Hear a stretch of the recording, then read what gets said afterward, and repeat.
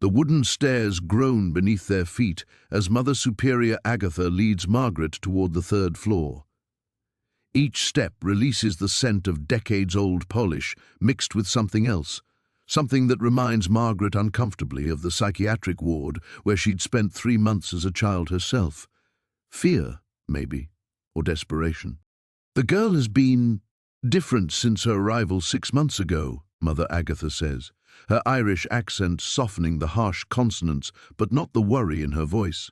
Quiet, yes, but not withdrawn. She speaks to the other children about ordinary things, homework, the terrible food we serve, whose turn it is to feed the pigeons on the fire escape. But then, the nun's words trail off as they reach the narrow door leading to the attic stairs.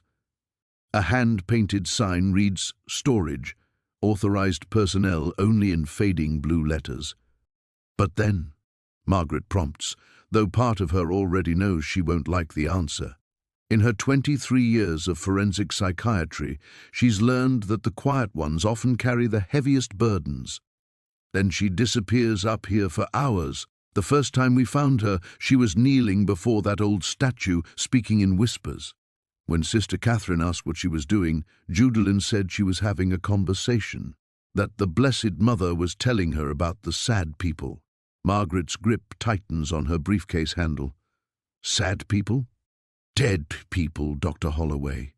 People who died badly. Mother Agatha's fingers worry the wooden cross hanging from her belt. Last week she mentioned a man who went to heaven with his hands tied. 3 days later, the police found Roberto Sanchez behind the warehouse on 18th Street, hands bound with electrical cord. The news never mentioned that detail. The attic stairs are barely wide enough for one person. Margaret follows the nun's black habit up into shadows that seem to swallow their flashlight beam. The temperature drops 10 degrees with each step, and by the time they reach the top, Margaret can see her breath forming small clouds in the musty air. There, Mother Agatha whispers, aiming her light toward the far corner. The statue sits on a wooden crate surrounded by discarded Christmas decorations and boxes labeled with years spanning back to the 1920s. It's smaller than Margaret expected, maybe 2 feet tall, carved from what looks like pale limestone. The Virgin Mary's face is serene, her hands extended in blessing, but decades of attic dust have settled into every crease of her robes like ash. And kneeling before her, so still she might be carved from stone herself, is Judalyn Torres. The girl doesn't turn at their approach. Her dark hair falls in waves past thin shoulders, and even in the dim light, Margaret can see her lips moving silently. She wears the standard orphanage uniform, navy jumper over white blouse, but somehow makes it look like devotional robes. Judalyn? Mother Agatha's voice is gentle. Dr. Holloway is here to speak with you. Now the girl turns, and Margaret feels something shift in her chest, a recognition that has nothing to do with having seen Judalyn's photograph in the case file. Those eyes, dark and infinitely sad, mirror something Margaret knows intimately, the look of a child who has learned too early that safety is temporary and adults can't be trusted to stay. "I know who she is," Judalyn says simply. Her voice carries a slight accent, Puerto Rican maybe, but underneath is something else, an unusual clarity for a 10-year-old. "She's here because Father Martinez thinks I'm making things up." "Are you?" Margaret asks, setting down her briefcase and approaching slowly. "Making things up?" Judalyn considers this with the gravity of a much older person. "I used to make up stories about my mother coming back for me. I made up stories about my father being a hero instead of—" She glances at Mother Agatha, then back to Margaret. "Instead of what he really was. But I don't make up what she tells me. And what does she tell you?" "About the people who need prayers. The ones who died scared and alone." Judalyn's gaze shifts to the statue. She says their spirits can't rest because someone is still hurting people, someone who thinks God isn't watching. A chill runs down Margaret's spine that has nothing to do with the attic's temperature. In her briefcase are crime scene photos from 3 murders spanning the last 2 months, each victim found in a different neighborhood, each killed with a different method, but all bearing the same signature, a small wooden cross placed carefully in their left hand. "Judalyn," Margaret says carefully. Did she mention anything about crosses? The girl's eyes widen, and for the first time, she looks like the frightened child she is. You've seen them too, she whispers. The little crosses he leaves behind. She says he thinks he's doing God's work, but really he's just scared. Scared like me, but in a different way. Mother Agatha crosses herself. Margaret feels the familiar weight of a case that's about to change everything. Outside, snow continues to fall on Chicago's south side, covering the streets where a killer walks among the faithful, leaving crosses like breadcrumbs on a trail that only a lonely child in a dusty attic seems able to follow. The ride back to Margaret's office takes 47 minutes through snow-clogged streets, but she barely notices the traffic. Her hands grip the steering wheel of her aging Honda Civic while Judelin's words echo in her mind, the little crosses he leaves behind. No detail about those crosses has been released to the media. Margaret knows because she helped craft the strategic blackout herself, sitting in Detective Ray Kowalski's cramped office last month, insisting that certain elements remain confidential to preserve the investigation's integrity. Her office on North Michigan Avenue feels like entering a different world, one of leather-bound psychology journals, diplomas in expensive frames, and the kind of controlled environment that keeps chaos at bay. Margaret has spent 15 years building this practice, establishing herself as the forensic psychiatrist Chicago's courts trust with their most complex cases. Child custody evaluations for wealthy families, competency hearings for white-collar criminals, the kind of work that pays for her Lincoln Park townhouse and allows her to donate generously to causes that help children like she once was. Dr. Holloway, her receptionist, Janet, looks up from a stack of insurance forms. Detective Kowalski called twice. He wants you to phone him as soon as you're back. Margaret nods, but doesn't reach for the phone immediately. Instead, she closes her office door and stands before the window overlooking the grey February afternoon. From here, she can't see the South Side neighborhoods where the bodies have been found. But she knows they are out there, communities where children like Judilyn learn early that the world is neither safe nor fair. The framed photograph on her desk shows Margaret receiving the Illinois Psychological Association's Distinguished Service Award 2 years ago. She's shaking hands with the governor, smiling the careful smile she's perfected for public occasions. What the photograph doesn't show is the empty apartment she went home to that night, or the bottle of wine she drank while reading case files until 3 in the morning. She's built a good life, a respected life. But sitting across from Judilyn in that dusty attic, Margaret felt something she hasn't experienced in years, the particular loneliness of a child who knows too much and has nowhere to put that knowledge safely. Her phone rings. Ray Kowalski's voice is gruff with exhaustion when she answers. Tell me the kids are fake, Margaret. Tell me she's just another damaged orphan with an overactive imagination. Margaret sinks into her leather chair, the one she chose specifically because it made her feel substantial, anchored.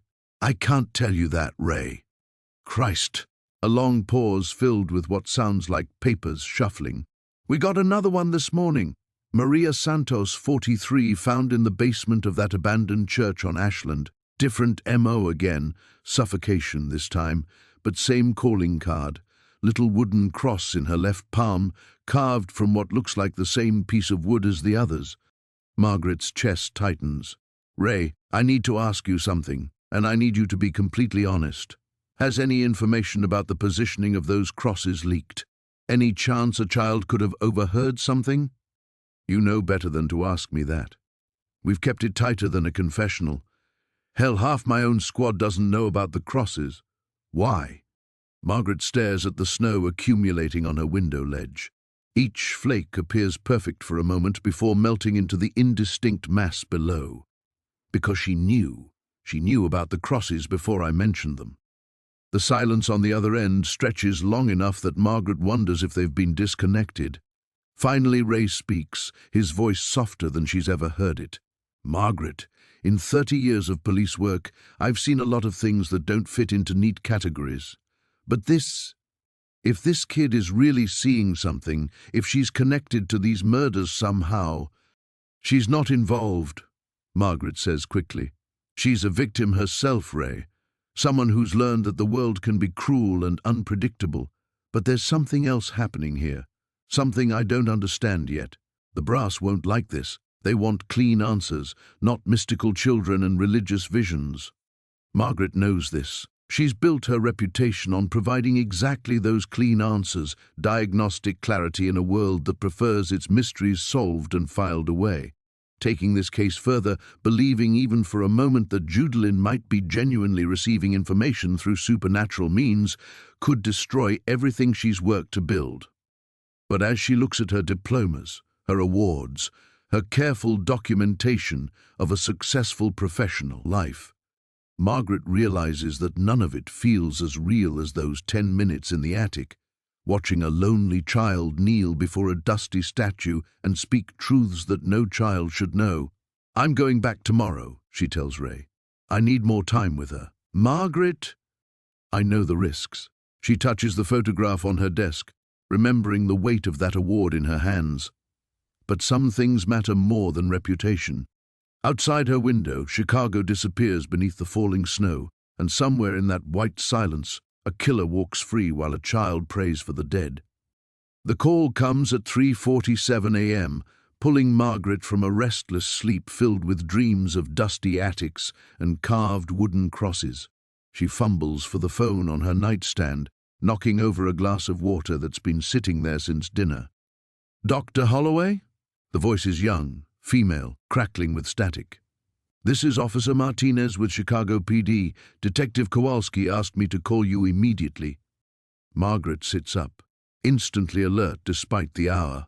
Through her bedroom window, the streetlights create halos in the falling snow. What's happened?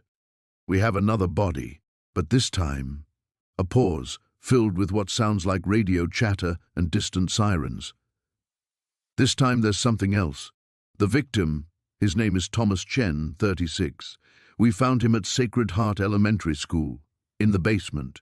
Margaret's blood turns cold. Sacred Heart is less than 6 blocks from St. Catherine's home. How did he die?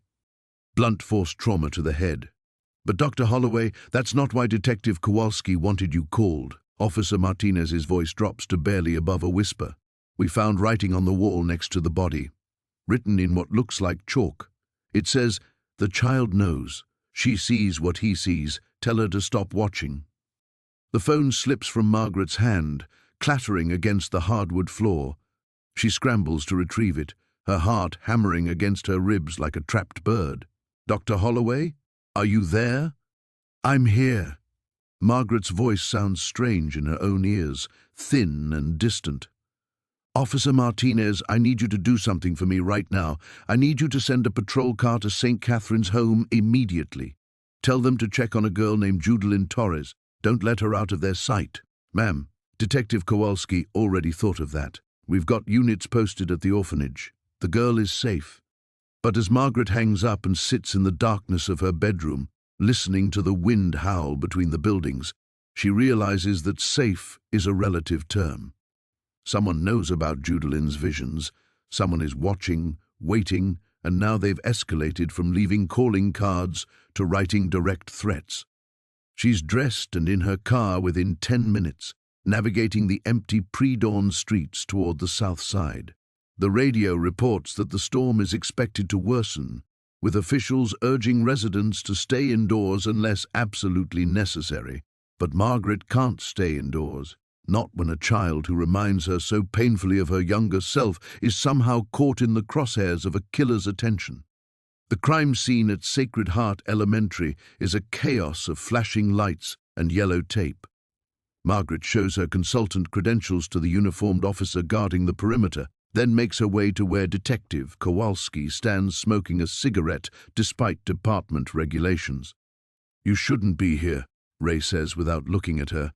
His face is grey with exhaustion, and Margaret notices his hands shaking slightly as he brings the cigarette to his lips. "Show me the writing." Ray leads her down a narrow staircase into the school's basement. The smell hits her first, industrial cleaning supplies mixed with something metallic and wrong. Crime scene photographers are packing up their equipment, their faces professionally blank despite what they've witnessed. There, Ray says, pointing to the far wall. The words are written in white chalk, the letters shaky but deliberately formed. The child knows. She sees what he sees. Tell her to stop watching. Below the message, someone has drawn a crude representation of the Virgin Mary statue, complete with a small figure kneeling before it. Margaret feels the world tilt around her. Jesus Christ, Ray. How could he know about the attic, about the specific statue? That's what we need to figure out. Ray drops his cigarette and crushes it under his heel. Margaret, this changes everything. This isn't just about some kid having religious visions anymore. This is about a killer who knows she exists and wants her silenced. Margaret stares at the chalk drawing, noting the careful detail despite its crude execution. He's been watching the orphanage, probably for weeks. Or someone's been telling him what happens there. Ray's voice carries an implication that makes Margaret's stomach clench. We need to consider the possibility that this threat is coming from inside St. Catherine's. The basement suddenly feels impossibly small, the walls pressing in with each breath. Margaret has spent her entire career maintaining professional distance, analyzing cases from the safety of her office or the witness stand. But standing here, looking at a direct threat against a child who's already survived too much, she realizes that distance is no longer an option. I'm bringing her to my house, Margaret says. Ray turns to stare at her. That's not how this works. She's safer at the orphanage with police protection. Is she? Margaret gestures toward the writing on the wall. Someone knows her daily routine, knows where she goes to pray, knows enough to draw that statue. How long before they find a way past your patrol cars? Outside, dawn is beginning to break over Chicago, but the snow continues to fall, covering the city in deceptive beauty while somewhere a killer plans his next move. Ray stares at Margaret as if she suggested something criminally insane. You can't be serious. You're talking about removing a ward of the state from protective custody based on, what, your gut feeling? Based on the fact that someone is actively threatening her. Margaret's voice rises, echoing off the basement's concrete walls. Look at this place, Ray. Look how easy it was for him to get in here, leave his message, kill Thomas Chen. What makes you think St. Catherine's is any more secure? But even as she argues, Margaret feels the familiar weight of doubt settling in her chest like sediment in still water. She's standing in a school basement at 5 in the morning, surrounded by the aftermath of violence, proposing to take a child she's known for exactly 1 day into her home. The rational part of her mind, the part that's guided every major decision for the past 15 years, whispers that she's losing perspective. Margaret. Ray's tone is gentler now, the voice of someone who's watched too many good cops burn out on cases that get under their skin. I know you see something of yourself in this kid. Hell, anyone with eyes can see it. But you can't save your 10-year-old self by rescuing Judelin Torres. The words hit like a physical blow. Margaret turns away, pretending to study the chalk drawing again, but she's really trying to steady herself. Because Ray is right, and they both know it. Every professional boundary she's carefully maintained is crumbling in the face of a child whose eyes hold the same abandonment Margaret carries in her own chest like shrapnel. Her townhouse in Lincoln Park is a monument to control, museum-quality furniture that no child has ever touched, white carpets that show every imperfection, a kitchen where she eats solitary dinners while reviewing case files. What does she know about caring for a traumatized 10-year-old? Her expertise lies in analyzing childhood damage from a safe distance, not in the messy reality of bedtime routines and school lunches and the 1,000 small decisions that constitute actual nurturing. The press will crucify you if this goes public, Ray continues. Prominent psychiatrist removes mysterious orphan from state custody. They'll make it sound like you've lost your mind. Margaret thinks of her practice, the referrals that keep her calendar full and her bank account comfortable. Judge Morrison alone sends her 3 cases a month, wealthy divorce proceedings where her testimony can determine custody arrangements worth millions. Dr. Patricia Hendricks at Northwestern has been hinting about a teaching position that would come with tenure and respect in academic circles. Everything Margaret has built depends on her reputation for clinical objectivity. But then she remembers Judelin's voice in the attic, describing the killer as scared like me, but in a different way. The matter-of-fact tone of a child who's learned to categorize different types of fear the way other children categorize dinosaurs or baseball cards. "I need to call my lawyer," Margaret says suddenly. Ray looks surprised. To do what? To find out what it takes to become an emergency foster placement. The words come out before Margaret fully realizes she's made the decision. Her hands are shaking now too, but not from the cold. If the state won't protect her adequately, maybe I can. Margaret, think about this. Really think. You're talking about upending your entire life for a kid you met yesterday. A kid who may or may not be experiencing genuine supernatural contact, who's definitely connected to an active serial killer investigation, and who comes with enough psychological baggage to sink a freight train. Each point Ray makes is valid. Margaret's house isn't child-proofed. She doesn't have a spare bedroom set up, doesn't know the first thing about 10-year-old girls' dietary needs or sleep schedules. Her refrigerator contains leftover Chinese takeout, half a bottle of Chardonnay, and the kind of expensive Greek yogurt that children probably hate. More than that, she's terrified. Terrified of the vulnerability that caring for someone requires. Terrified of the ways Judelin might depend on her, and the inevitable moment when Margaret proves inadequate to meet those needs. She's spent decades building walls around her heart, specifically to avoid this kind of responsibility. What if I can't protect her? The admission escapes before Margaret can stop it. What if bringing her to my house just puts her in more danger? What if... Ray steps closer, his expression serious. What if you're the only person who believes her enough to try? Through the basement window, Margaret can see the first real light of morning struggling through the snow. Soon the school will be surrounded by news vans and reporters, all demanding answers about the message on the wall. Soon the killer's threat will become public knowledge, and whatever small safety Judelin has found in obscurity will disappear entirely. Margaret thinks of her empty house, her carefully constructed solitude, and the 10-year-old girl who kneels in dusty attics talking to statues about murdered strangers. The rational choice is to step back, file her report, and let the system handle what comes next. But standing in this basement where someone died while threatening a child, Margaret realizes that rationality feels less important than the memory of dark eyes that reflect her own childhood loneliness back at her with devastating clarity. "You're right," Margaret says, the words coming out steady despite the earthquake happening in her chest. She is the only person who believes her enough to try. Ray nods slowly, understanding passing between them like a current. He drops his second cigarette and grinds it under his heel with more force than necessary. "Okay, but we do this right. No cowboy shit, no dramatic midnight rescues. You call your lawyer first, then DCFS, then whoever else needs to sign off on emergency placement. And Margaret?" He meets her eyes. "Once you start this, there's no going back to being just the consulting psychiatrist. You'll be the woman who took in the kid who sees dead people." The weight of what she's committing to settles over Margaret like a lead blanket. Her Tuesday appointment with Judge Morrison will have to be cancelled. The Northwestern teaching position will probably evaporate once word gets out.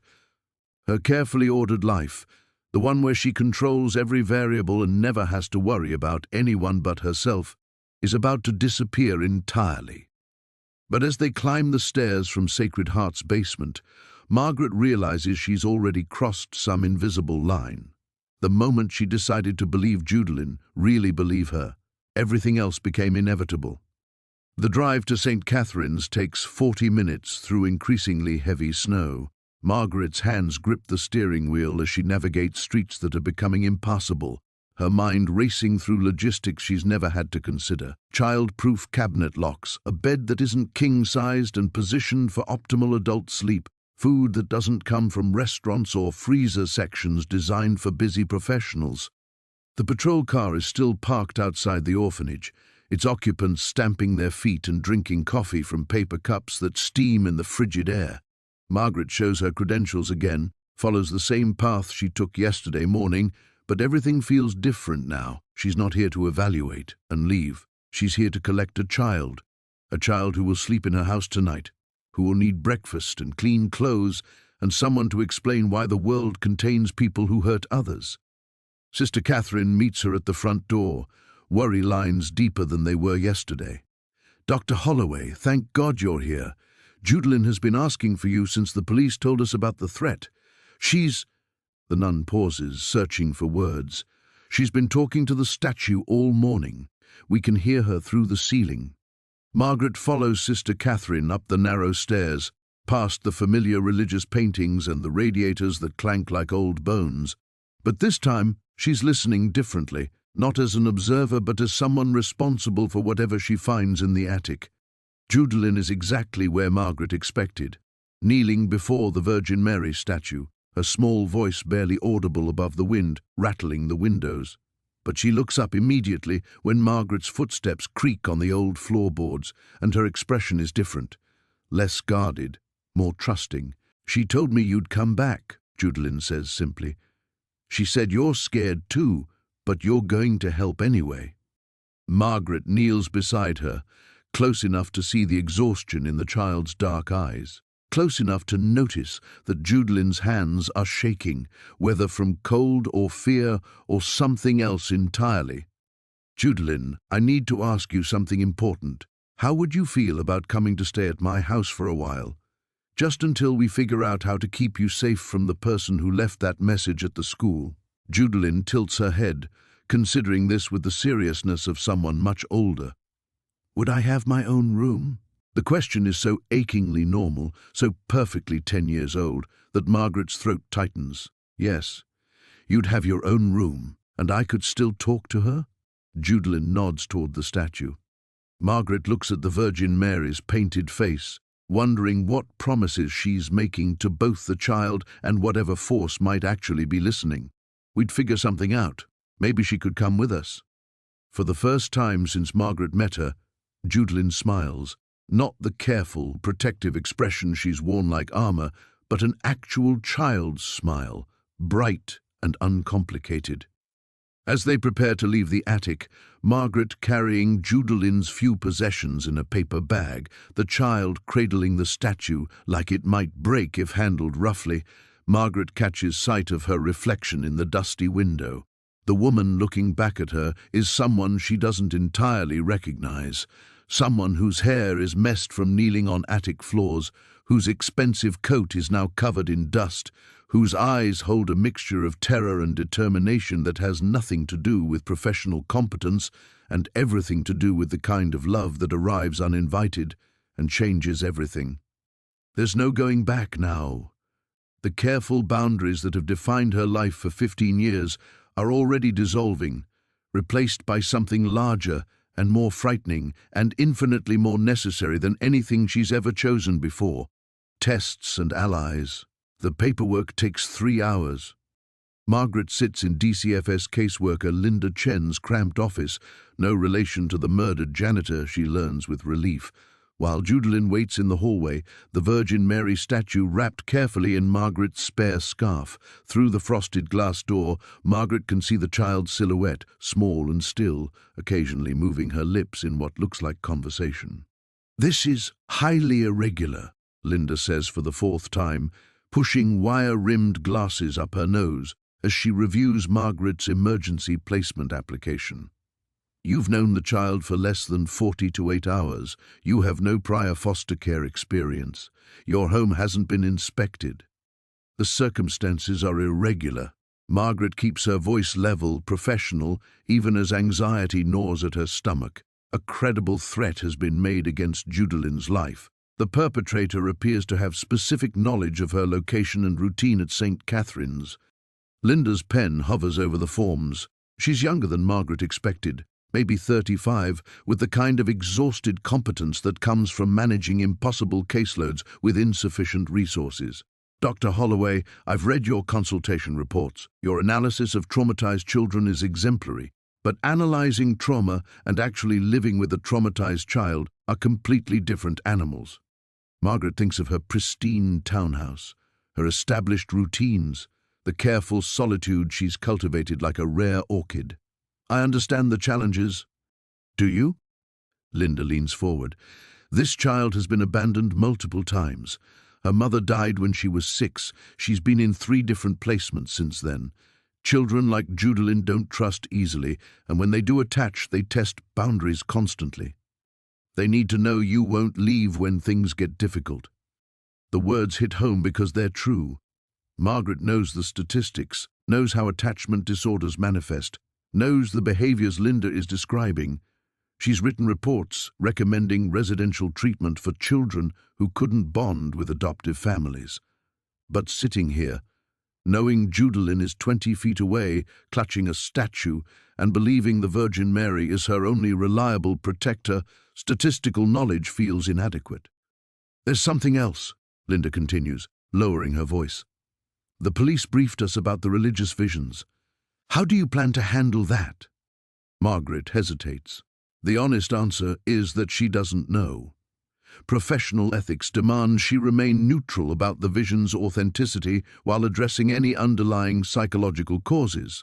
But professional ethics didn't account for sitting in basement rooms reading threatening messages that prove the visions contain real information. I plan to listen to her, Margaret says finally, and to keep her safe while we determine what she needs. Linda studies Margaret's face for a long moment, then signs the emergency placement form with a flourish. 72 hours, she says. That's what I can give you without a full home study. After that, we'll need inspections, references, psychological evaluations for both of you. As they walk toward the elevator, Judalyn's small hand slips into Margaret's larger one with startling trust. The child hasn't spoken since leaving St. Catherine's, but she stays close, the wrapped statue held against her chest like a talisman. Are you hungry? Margaret asks as they reach the parking garage.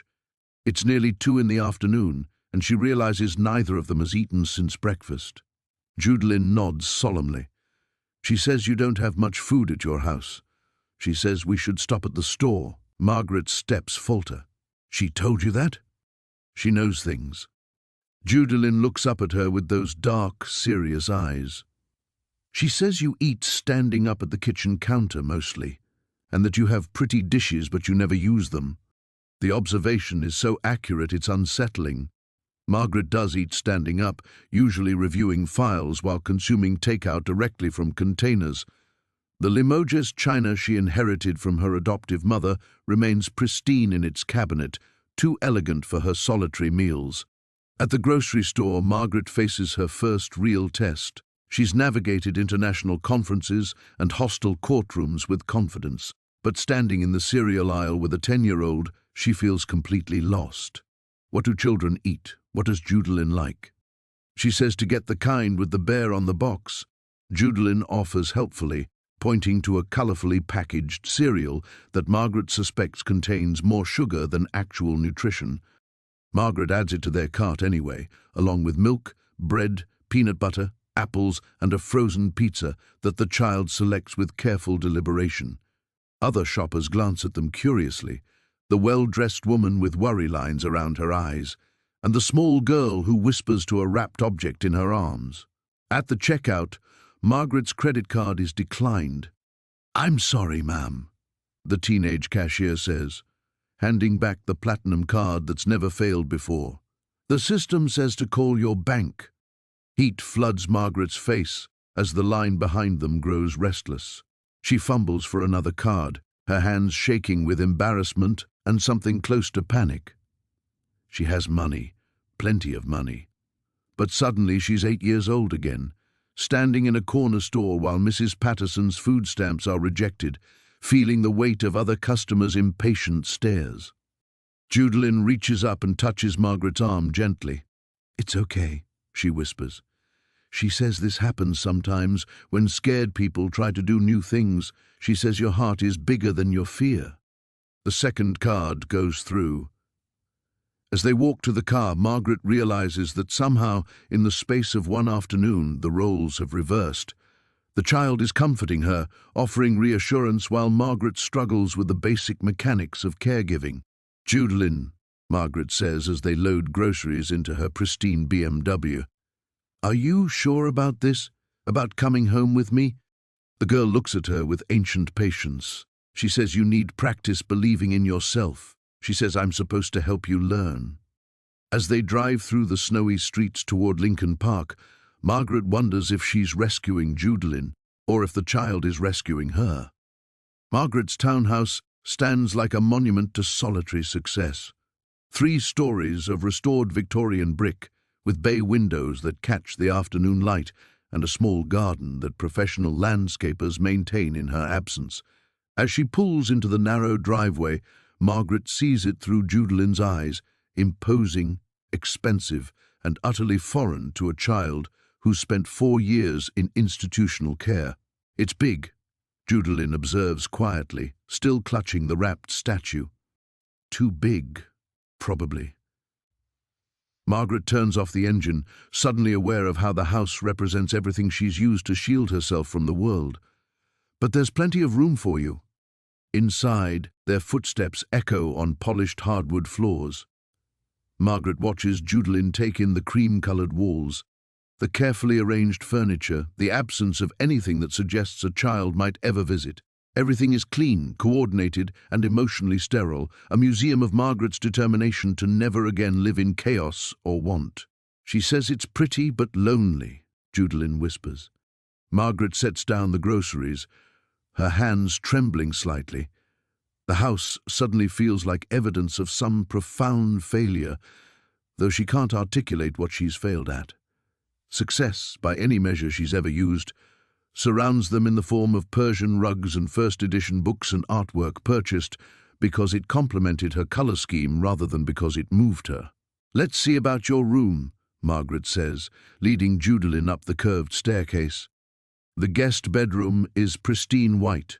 White walls, white linens, white curtains that filter the late-day sun into something soft but cold. Margaret realizes with growing panic that nothing about this space would comfort a frightened child. There are no pictures, no colors, no evidence that anyone has ever found sanctuary here.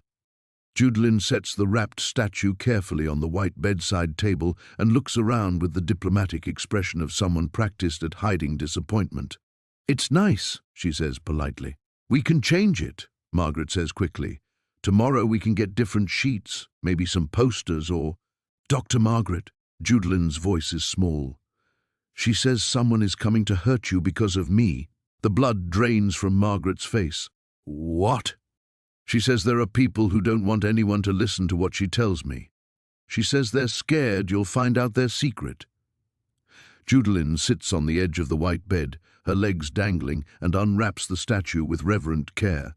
"She says they think if they hurt you, other grown-ups will stop believing me." Margaret kneels in front of the child, trying to keep her voice steady. "Judalyn, did she say when? Or who?" "Soon." Judalyn's dark eyes are grave. "But she says you're not alone anymore. She says Detective Kowalski is trying to protect both of us now." Before Margaret can respond, her doorbell rings. The sound echoes through the house like a gunshot, and both of them freeze. Margaret's mind immediately spirals through possibilities. Reporters who've tracked down Judalyn's location, the killer following through on his threat, DCFS caseworkers with second thoughts about the emergency placement. "Stay here," Margaret whispers, but Judalyn shakes her head. She says it's okay. She says it's the friend who smells like cigarettes and coffee. Margaret feels her shoulders relax slightly. "Ray. It has to be Ray." They go downstairs together, Judalyn staying close to Margaret's side. Through the front door's beveled glass, Margaret can see Ray's familiar silhouette, but he's not alone. A woman stands beside him, tall, professional, with the kind of controlled posture that suggests law enforcement training. Margaret opens the door to find Ray looking apologetic and a striking black woman in her early 40s extending a badge. "Dr. Holloway, I'm Detective Vanessa Cruz, CPD. I need to speak with you and Judalyn about some developments in the case." Ray catches Margaret's eye. "She's good people, Margaret, but what she has to say—" He glances meaningfully at Judalyn. "It's complicated. May we come in?" Detective Cruz's voice is professional but not unkind. We have reason to believe the threat against Judelin is more serious than we initially understood. Margaret steps aside, ushering them into her living room where the expensive furniture suddenly feels ridiculous, too formal for the gravity of what's happening, too pristine for the messy reality of murdered janitors and prophetic children. Detective Cruz takes in the townhouse's immaculate surfaces, then focuses on Judelin with careful attention. "How are you doing, sweetheart?" "She says you have children," Judelin responds immediately. "2 boys. She says you understand why mothers fight to protect them." Detective Cruz's professional composure slips for just a moment. "Yes, I do have 2 boys. And yes, I understand about fighting to protect them." Margaret feels something cold settle in her stomach, the way Detective Cruz is looking at Judelin. Not with skepticism, but with the kind of grim acceptance that comes from seeing impossible things become true. Suggests that whatever developments she's here to discuss will shatter what little normalcy Margaret hoped to provide in this white bedroom with its unused sanctuary. "What's happened?" Margaret asks, though part of her doesn't want to know. Detective Cruz glances at Ray, who lights a cigarette despite being inside Margaret's non-smoking house. No one objects. "We need to talk." Detective Cruz settles into Margaret's pristine white armchair as if preparing for surgery. Careful, deliberate, with the gravity of someone about to cut into something vital. Ray remains standing, his cigarette ash falling onto the Persian rug that Margaret spent 3 months selecting. She doesn't say anything. "There's been another murder," Detective Cruz begins, her eyes never leaving Judelin's face. "Early this morning. A night security guard at Sacred Heart Hospital on the south side." Margaret's breath catches. Was it? Did Judelin predict this one too? Not exactly. Detective Cruz pulls out a small notebook, flipping through pages covered in tight handwriting. But there are connections we can't ignore. The guard's name was Thomas Brennan, 62 years old, worked nights for the past 8 years. Clean record, no enemies we can find. Ray takes a long drag from his cigarette. "Tell her about the scene."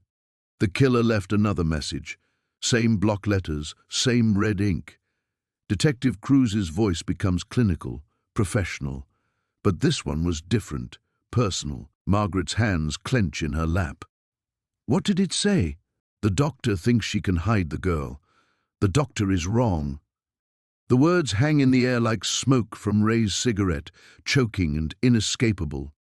Margaret feels the familiar sensation of her world tilting, the same disorientation she experienced 15 years ago when her adoptive mother's cancer diagnosis transformed their careful life into chaos and medical appointments and the gradual understanding that love always ends in loss. "They know about me," Margaret whispers. "They know I brought her here." It gets worse. Detective Cruz leans forward, her professional mask slipping to reveal something raw and worried. "We found surveillance photos in the guard's locker. Pictures of you leaving St. Catherine's yesterday. Pictures of your house. Pictures of Judelin in the grocery store this afternoon." The room seems to contract around Margaret, walls pressing closer, air becoming thin. Someone has been watching them, following them, recording their movements while she fumbled with declined credit cards and cereal choices, playing house with a child whose visions have painted a target on both their backs. "How close?" Margaret's voice sounds strange, distant. "How close have they been?" "Close enough to know your license plate number. Close enough to know which bedroom you put Judelin in." Detective Cruz's words are surgical strikes, each one drawing blood. "Close enough to know that you bought her Golden Grahams cereal and frozen pizza." Ray stubs out his cigarette on the bottom of his shoe, then pockets the butt with the automatic courtesy of someone who's spent decades in other people's homes. "Margaret, we need to move you both. Tonight." But Margaret isn't listening anymore. She's looking at Judelin, who sits cross-legged on the white sofa with her hands folded in her lap, her face serene despite the horror being discussed around her. The child shows no surprise, no fear, only the patient acceptance of someone who's been expecting this conversation. "You already knew," Margaret says to her. She told you they were watching us. Judalyn nods slowly. She said the bad people have friends everywhere, people who work at night and see things and take pictures. Her voice is matter-of-fact, as if describing the weather. She said they're scared because you believe me now, and they can't let other important grown-ups start believing too. Detective Cruz sets down her notebook with deliberate care. Judalyn, can you ask the Virgin Mary who these bad people are? Why they're doing this? The room falls silent, except for the distant hum of Margaret's expensive heating system and the soft whistle of wind against the bay windows. Judalyn closes her eyes, her lips moving soundlessly for nearly a full minute. When she opens them again, her expression is older, sadder. She says the bad people hurt children and sell them to other bad people far away. She says they use places like St. Catherine's to find children nobody will miss. Judalyn's voice wavers for the first time. She says they've been doing it for a very long time, and important people help them because they get money. Margaret feels something fundamental break inside her chest, not her heart exactly, but whatever structure has held her professional skepticism intact for 30 years, because this isn't a traumatized child creating elaborate fantasies anymore. This is a 10-year-old girl describing a criminal conspiracy that explains everything: the murders, the threats, the desperate need to silence her, before someone with Margaret's credentials validates her impossible knowledge. Sweet Jesus, Ray breathes. Detective Cruz is already reaching for her radio. We need a safe house, full protection detail, and I need to call the FBI. If this is what she's describing, it's bigger than anything CPD can handle. But Judalyn shakes her head urgently. She says running won't help. She says the bad people will just wait until you stop protecting us, and then they'll hurt more children to make sure nobody else tries to listen. The child looks directly at Margaret with eyes that hold depths no 10-year-old should possess. She says you have to choose now. You can try to go back to your safe life, or you can help her stop them forever. Margaret stares at this small girl, who somehow contains divine revelation and devastating truth, who's asking her to abandon everything she's built to protect herself from exactly this kind of chaos and danger and responsibility. There's no good choice. There's only the choice between the woman she's been and the woman Judalyn needs her to become. The dark moment. Margaret opens her mouth to respond, to make the choice that will transform her from observer to participant in something that could destroy them both, when the lights cut out. The house plunges into absolute darkness, the kind of February night blackness that swallows everything: furniture, faces, hope. The heating system's hum dies with a mechanical sigh that sounds almost relieved. "Nobody move," Detective Cruz whispers, but Margaret can hear the rustle of clothing as she draws her weapon. Ray's lighter flicks on, casting dancing shadows across their faces.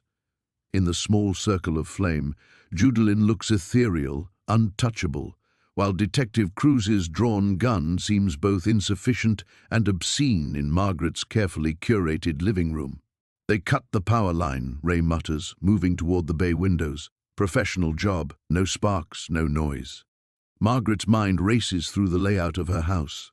3 stories, 2 staircases, a basement entrance she never uses, windows on all sides that might as well be invitations now. Every choice she made in renovating this place, the isolated location for privacy, the tall hedges for discretion, the sophisticated security system that means nothing without electricity, has become a trap. "How many ways out?" Detective Cruz asks, echoing Margaret's thoughts. "Front door, back door through the kitchen, basement egress." Margaret's voice sounds remarkably steady considering her hands are shaking so violently she has to clench them together. But the basement door hasn't been opened in years. It might be painted shut. The sound of breaking glass from somewhere upstairs makes them all freeze. It's not the dramatic crash of action movies, but something smaller, more deliberate. The careful removal of a window pane by someone who knows what they're doing. "Bathroom window," Margaret whispers. "Second floor." Detective Cruz's radio crackles with static, but no voices come through. Either they're jamming communications or the radio needs the house's signal booster, which died with the power. Margaret realizes with crystalline clarity that they are completely alone. "She says we need to go to the basement now," Judalyn announces quietly, her voice cutting through their panic with supernatural calm. "She says there's something down there that will help." Ray's lighter is growing hot in his fingers, the flame wavering. "Kid, I don't think hiding in the basement—" "Not hiding," Judalyn interrupts, standing up with the wrapped statue clutched against her chest. "Fighting." The sound of footsteps overhead, slow, methodical, confident, spurs them into motion. Detective Cruz takes point, her gun drawn but nearly useless in the darkness. Margaret follows, one hand on Judalyn's shoulder, the other trailing along the wall as they move toward the kitchen and the basement door. Behind them, Margaret's living room, her sanctuary of controlled perfection, fills with shadows that could be anything, anyone. All the beautiful, expensive things she's surrounded herself with to prove she's risen above her abandoned childhood mean nothing now.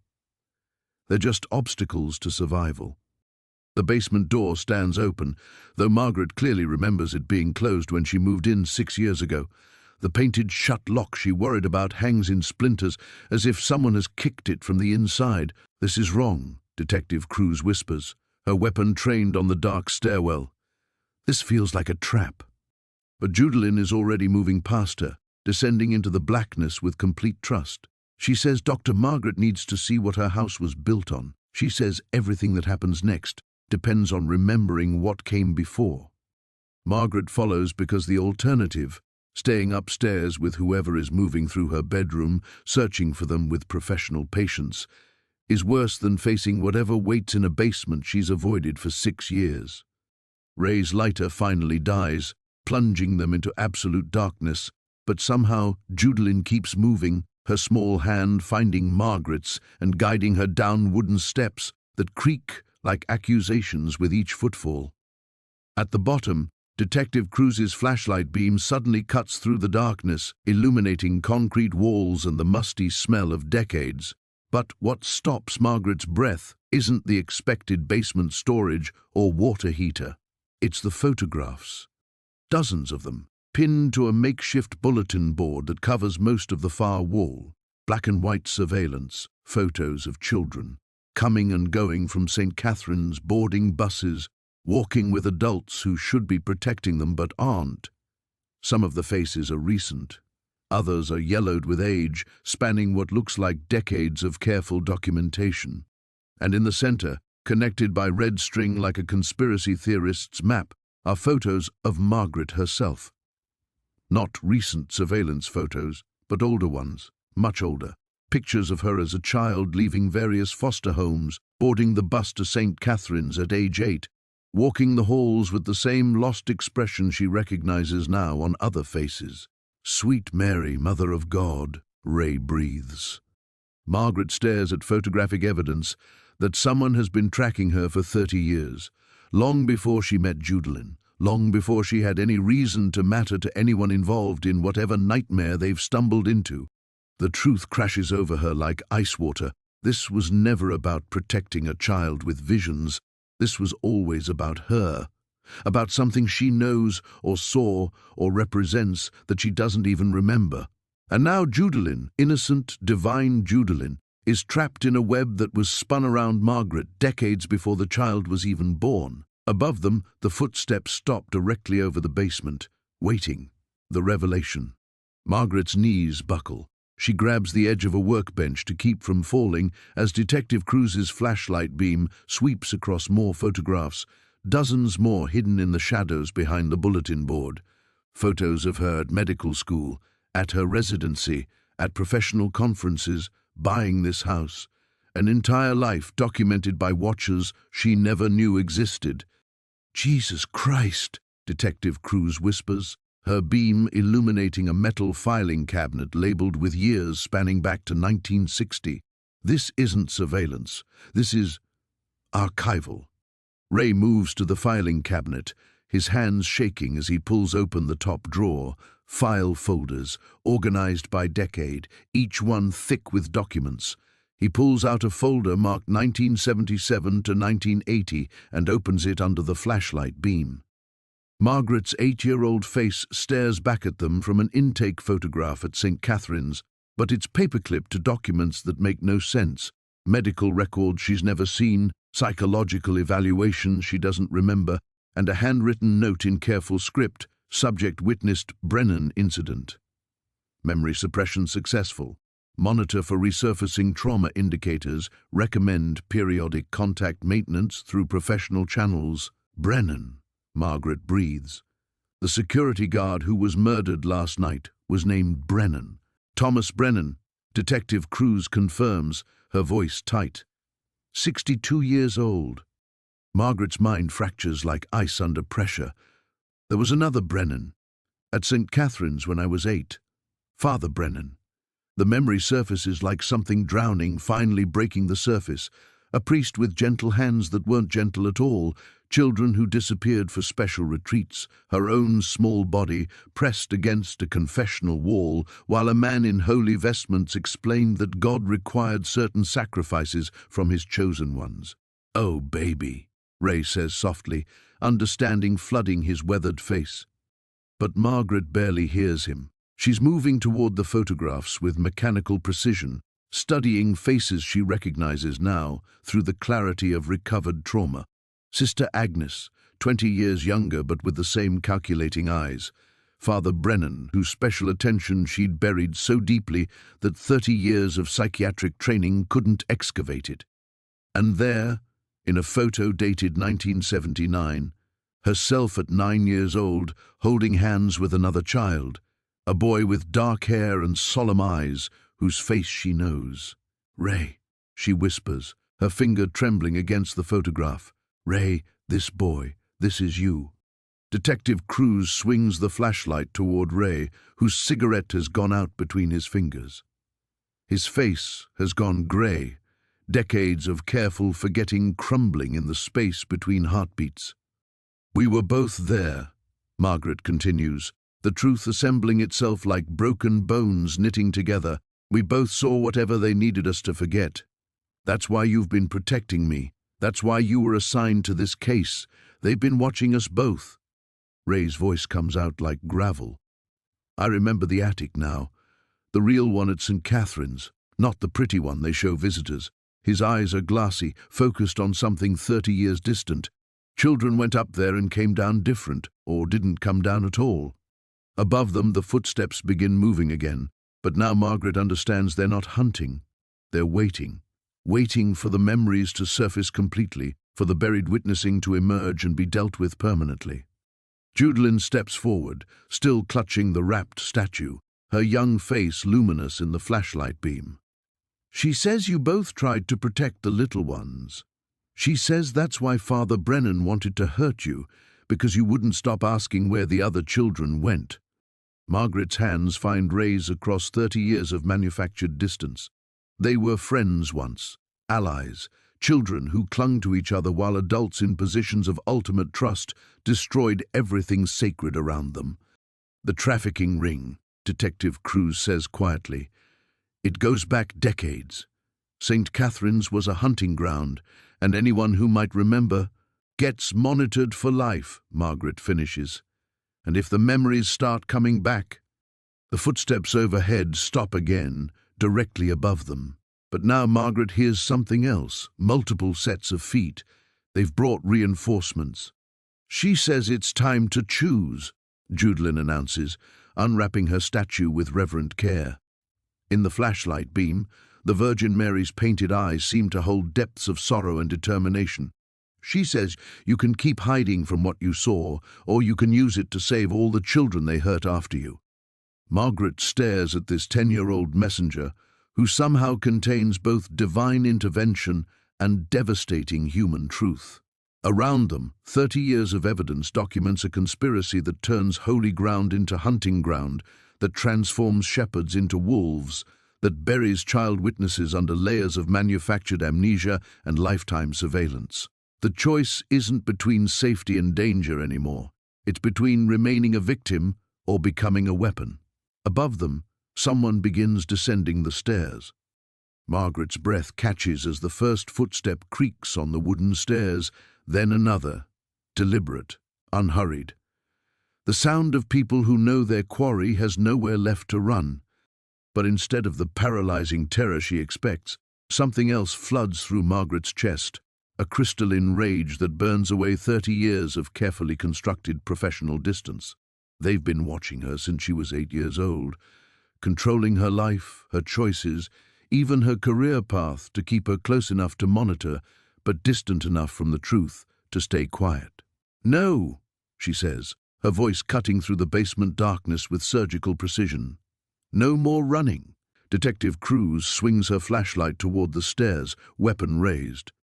"Dr. Holloway, we need to find another way out." "There is no other way out."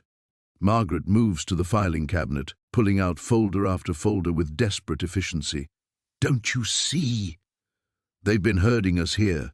To this house they've been watching, to this basement full of evidence they've been maintaining. They want us to find this." Ray's weathered hands sort through photographs with the focused intensity of someone assembling a puzzle he's been working on for decades. She's right. This isn't a trap. It's a test.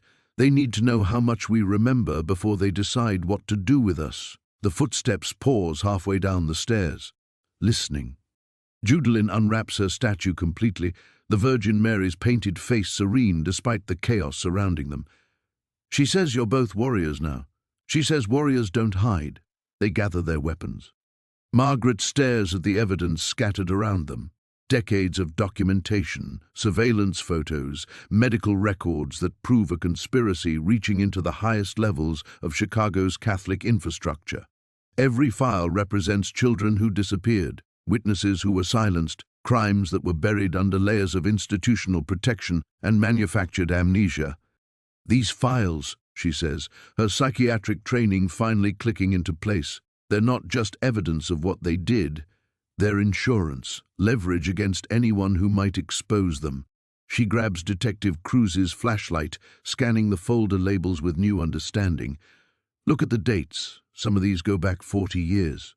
Names I recognize. Judges, politicians, business leaders. They've all been here." Detective Cruz lowers her weapon slightly, following Margaret's logic. Mutual assured destruction. Everyone has dirt on everyone else, so nobody talks. "Except the children," Ray says quietly, his finger tracing a photograph of Margaret at 9 years old. "The witnesses nobody thought to get leverage on because they were too young to matter." The footsteps resume, reaching the bottom of the stairs. A flashlight beam cuts through the darkness from the stairwell, but whoever holds it remains in the shadows. "Dr. Holloway." The voice is cultured, familiar, someone Margaret knows she should recognize. "Miss Torres, it's time we had a conversation." Margaret steps forward, placing herself between Judalyn and the voice. The terror that's controlled her for days crystallizes into something harder, more focused. "Show yourself. If you want to talk, let's see who we're talking to." The figure emerges from the stairwell, a tall man in an expensive coat, silver hair immaculately styled despite the February weather. Margaret's blood turns to ice as recognition hits. Dr. Vincent Thorne, chair of psychiatry at Northwestern Memorial, mentor to half the psychiatric professionals in Chicago, the man who recommended her for the St. Catherine's consultation. "Hello, Margaret," he says with the same paternal warmth he's used in a dozen professional meetings. "I see you've been exploring your new home's unique features." "You son of a bitch," Ray breathes. "You've been pulling her strings for 30 years. Dr. Thorne's smile never wavers, protecting her, guiding her toward a successful career, a stable life. She could have ended up like so many other children from her background, addicted, institutionalized, dead. Instead, she became one of the most respected forensic psychiatrists in the city." Margaret's hands clench into fists. "By monitoring my every move, by making sure I never got close enough to remember what really happened at St. Catherine's. Until now," Dr. Thorne acknowledges. "Until this child started having her episodes, forcing us all to confront unpleasant necessities." Judalyn steps forward, clutching her statue with both hands. The Virgin Mary's painted eyes seem to catch and reflect the flashlight beam, creating an illusion of movement, of awareness.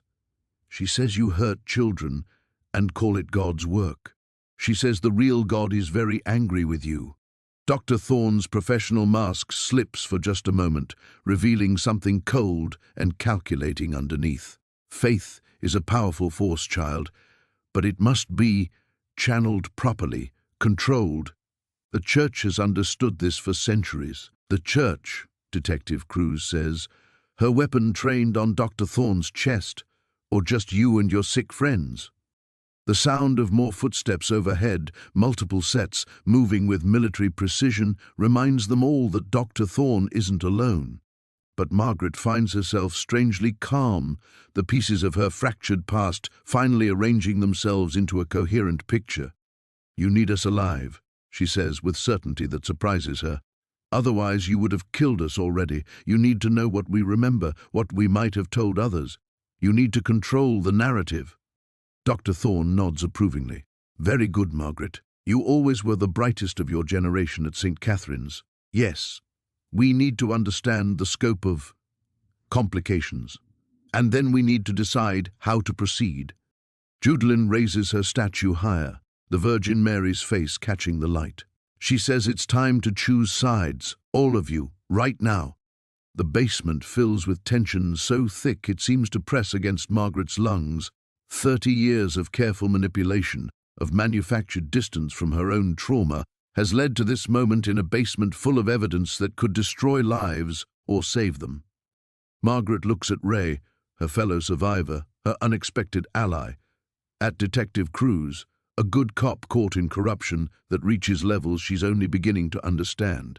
At Judelin, a 10-year-old messenger carrying truths too heavy for adult shoulders. And at Dr. Thorne, the man who shaped her entire adult life to serve a conspiracy that feeds on children's innocence. The choice crystallizes with perfect clarity, not between safety and danger, but between the woman who's been controlled and the woman who chooses to fight back.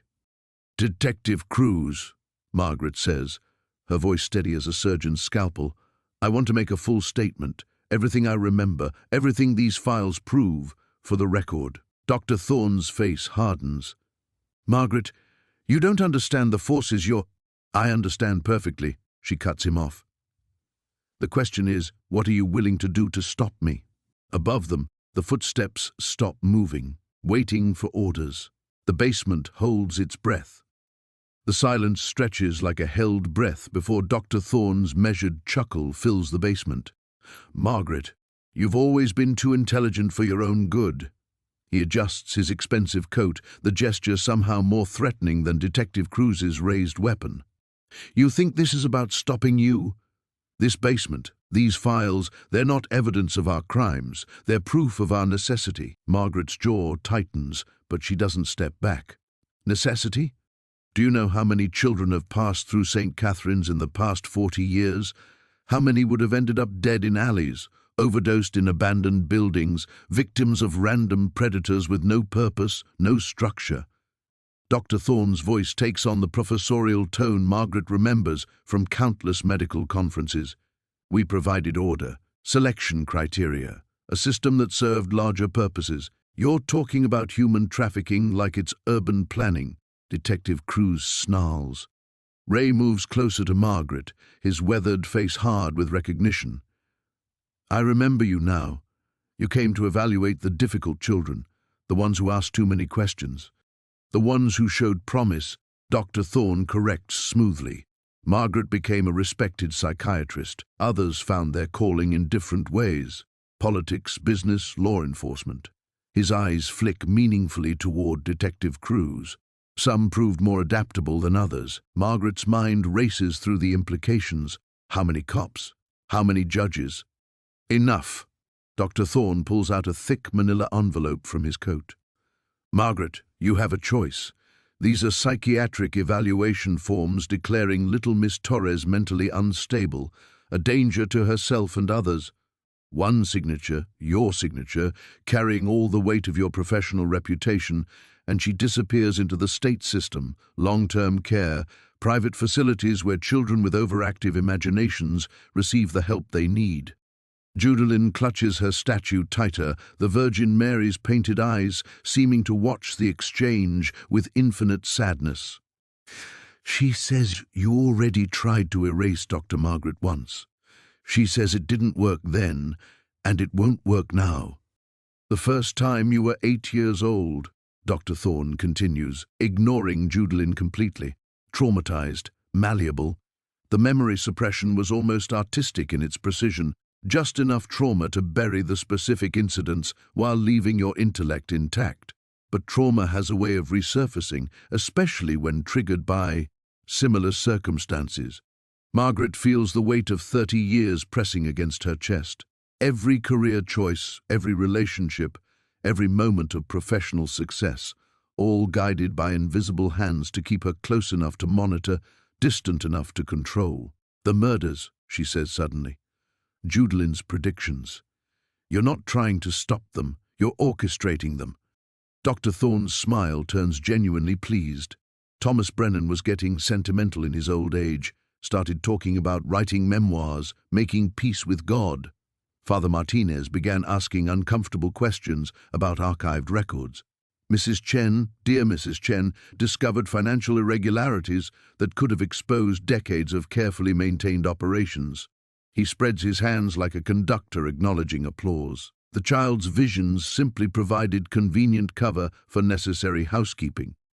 But Judalyn's predictions are real, Detective Cruz says, confusion threading through her voice. She knew details no one could have known. Are they? Dr. Thorne's eyes glitter in the flashlight beam. Or did she simply repeat information she overheard from adults who thought a traumatized 10-year-old wasn't listening? He turns to Judalyn with mock kindness. Children are remarkably good at creating elaborate fantasies to explain the inexplicable. Divine visions are so much more comforting than human evil. Margaret watches Judalyn's face carefully, looking for cracks in the child's certainty, but finds only steady calm. The girl's small hands remain wrapped around her statue with unshakable faith. You're wrong, Margaret says, the certainty surprising her. I've spent 30 years studying trauma, delusion, childhood psychology. What Judalyn has, it's not manufactured, it's not overheard information processed through fantasy. Then what is it, Doctor? Dr. Thorne's tone turns mocking. Divine intervention? In a basement full of evidence that God has been conspicuously absent from these children's lives for decades? Margaret looks around the basement, at files documenting systematic abuse, at photographs chronicling institutional failure, at evidence of corruption reaching into Chicago's most sacred institutions. But she also sees Ray's protective stance near Judalyn, Detective Cruz's weapon steady despite learning her entire career exists within a corrupted system, and a 10-year-old girl who carries impossible knowledge with unbreakable faith. Maybe, Margaret says slowly, divine intervention doesn't look like rescue. Maybe it looks like witness, like making sure someone remembers, someone who can't be silenced or bought or controlled. She steps forward, closing the distance between herself and Dr. Thorne. Maybe it looks like a psychiatrist who survived your system, and a cop who chooses integrity, and a child who refuses to let evil hide behind holy words. Above them, the footsteps begin moving again, but now they sound less like hunters and more like prey realizing their quarry has turned to fight. Dr. Thorne's professional mask finally slips completely, revealing something cold and desperate underneath. Margaret, he says quietly, you have no idea what you're starting. Good, she replies, her voice carrying 30 years of suppressed rage. It's time someone finished what you started. The basement erupts into motion as Dr. Thorne raises his hand, a signal that brings thunderous footsteps from above. But Margaret is already moving, 30 years of psychiatric training crystallizing into desperate strategy. Cruz, the files, everything with federal jurisdiction.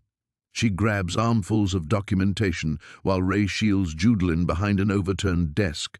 Interstate trafficking gives us FBI authority. Detective Cruz sweeps folders into evidence bags with practiced efficiency, her weapon trained on the stairwell. Dr. Thorne, you're under arrest for conspiracy to commit murder, child trafficking. With what authority?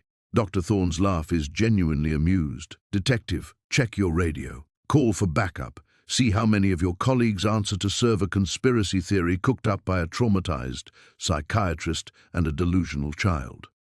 Margaret's blood chills as Cruz tries her radio, receiving only static. They're not just isolated, they're cut off from any legitimate law enforcement that might still exist.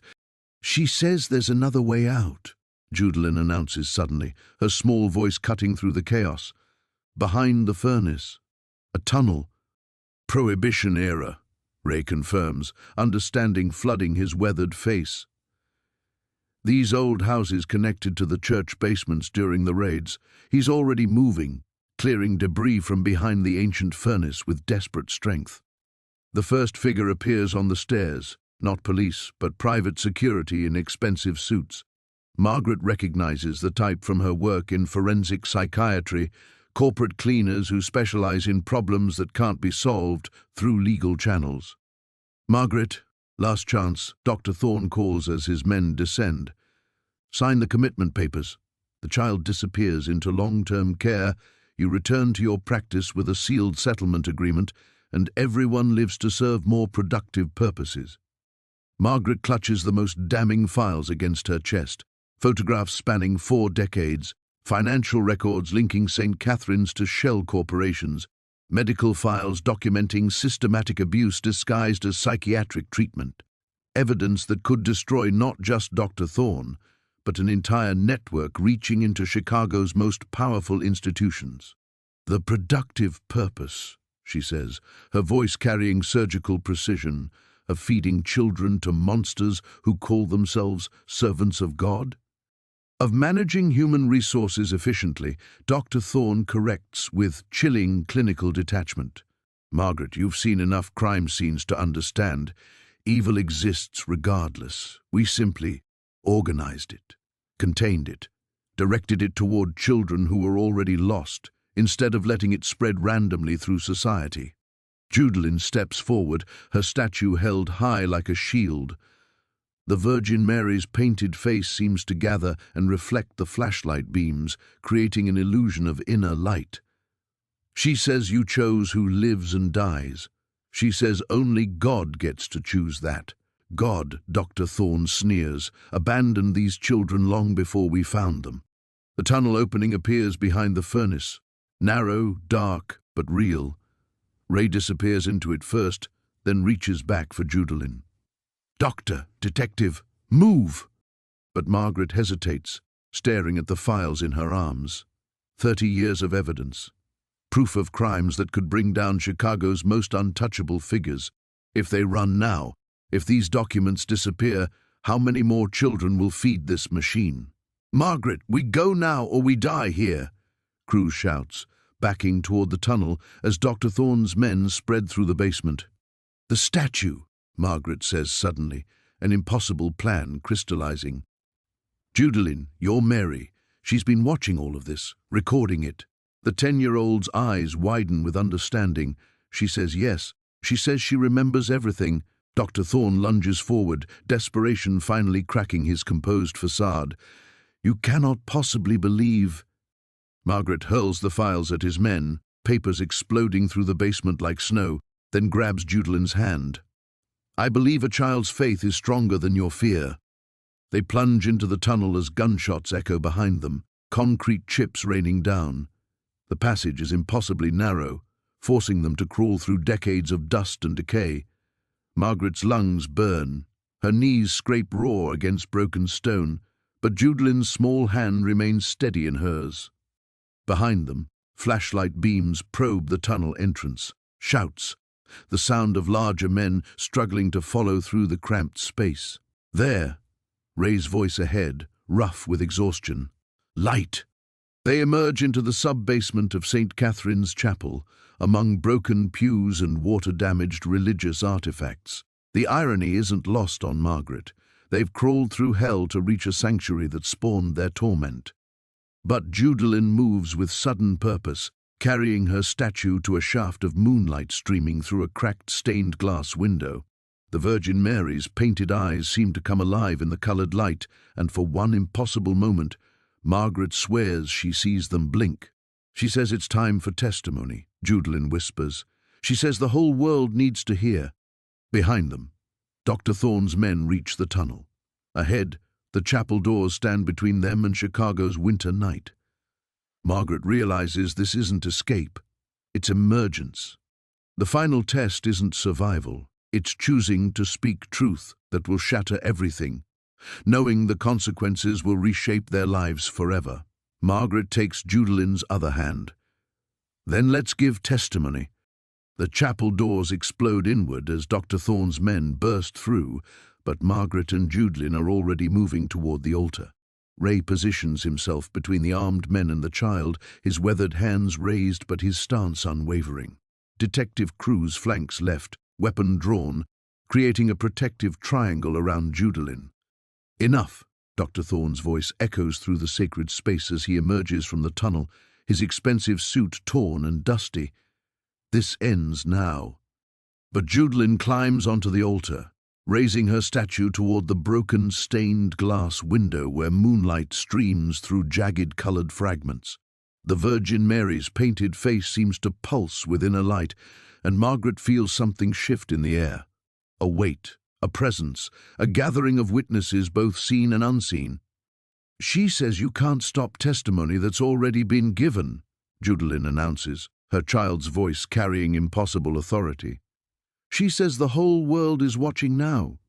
Margaret follows Judelin's gaze upward and gasps.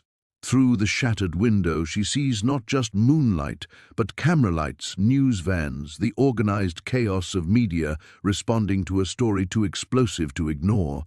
Someone, Ray, Cruz, maybe even divine intervention, has brought the outside world to their doorstep.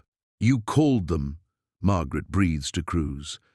Federal Bureau, Cruz confirms grimly. Before we went underground.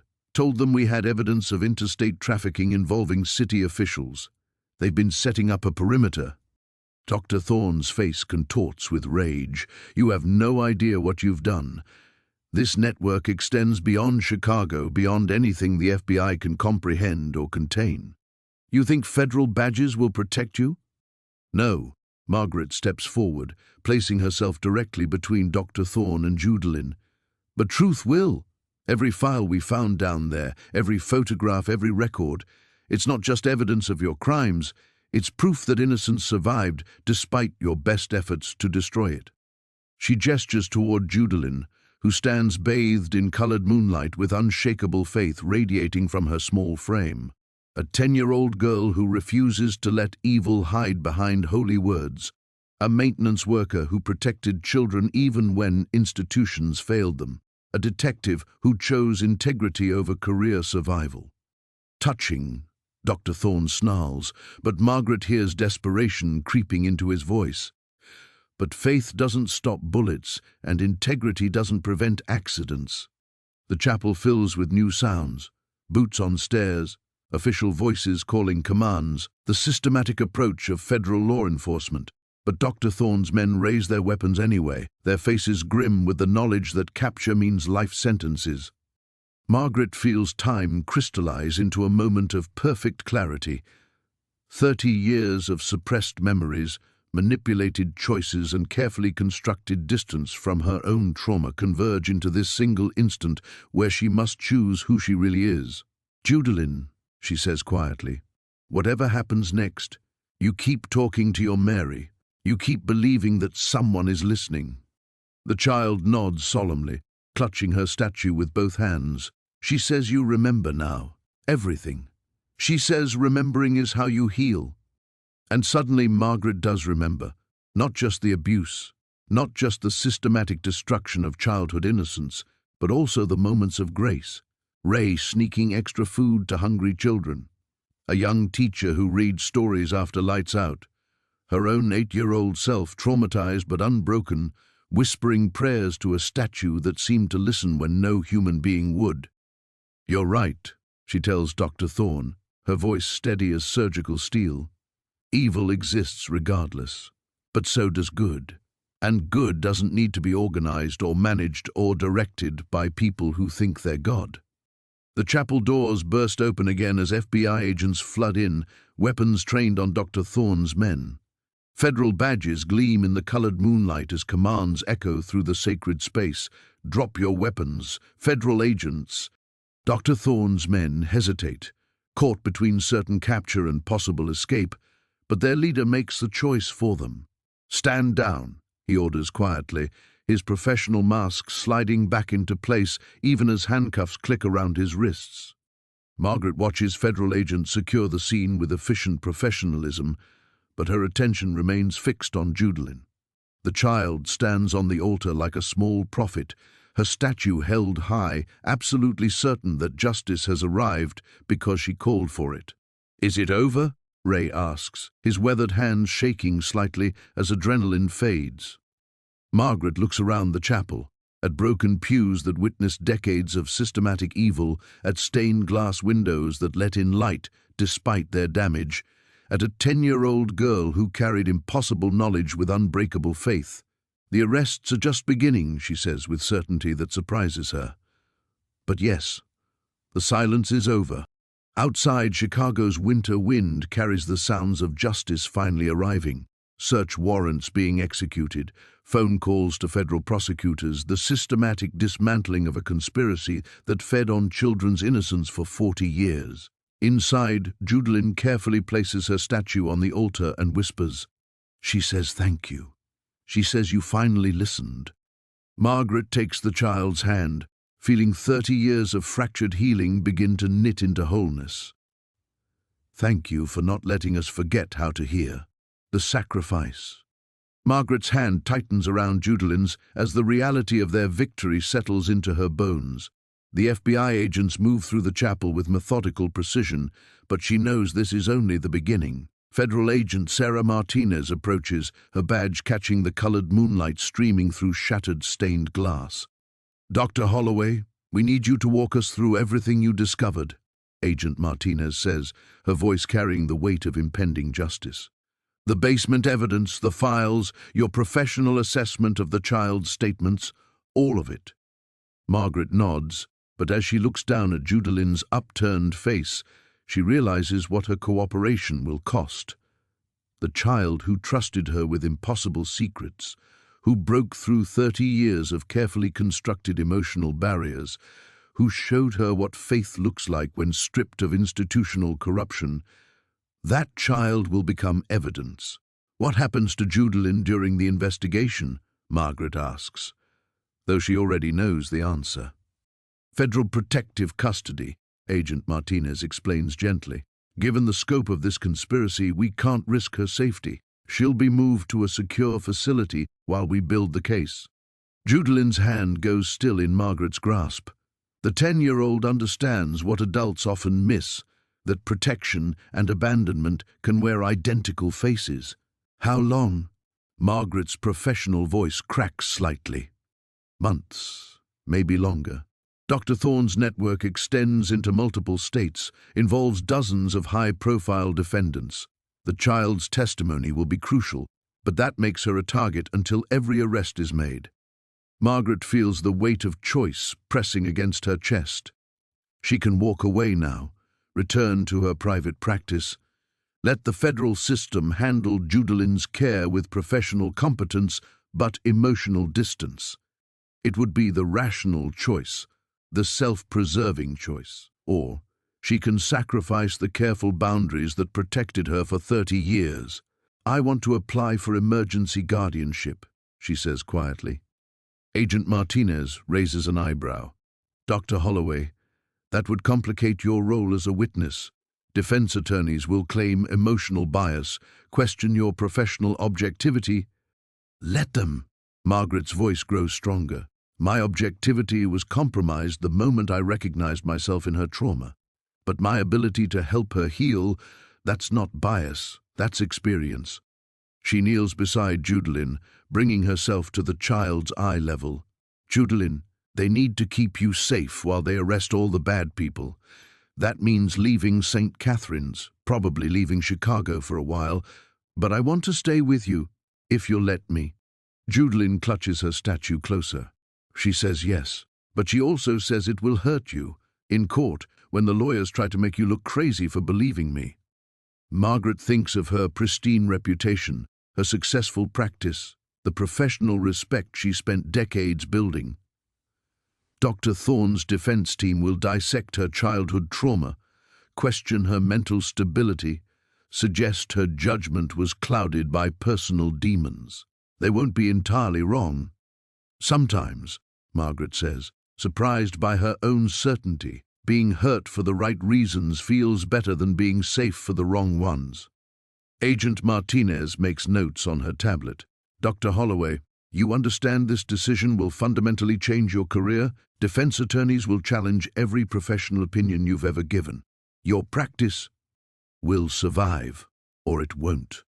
Margaret stands, keeping Judlin's hand in hers, but she won't survive another abandonment by an adult who promised to protect her.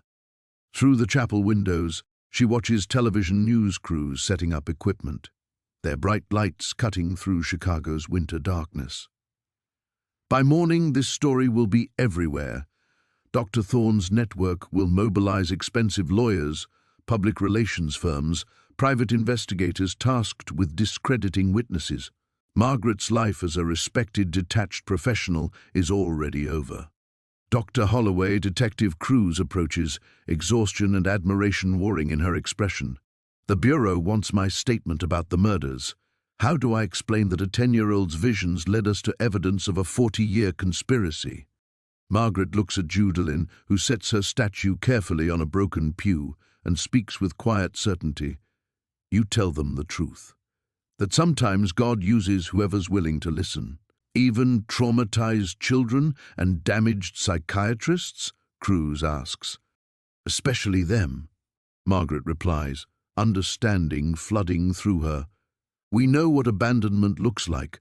We recognize evil when it hides behind pretty words. And we understand that healing requires witnesses, people who refuse to let truth be buried.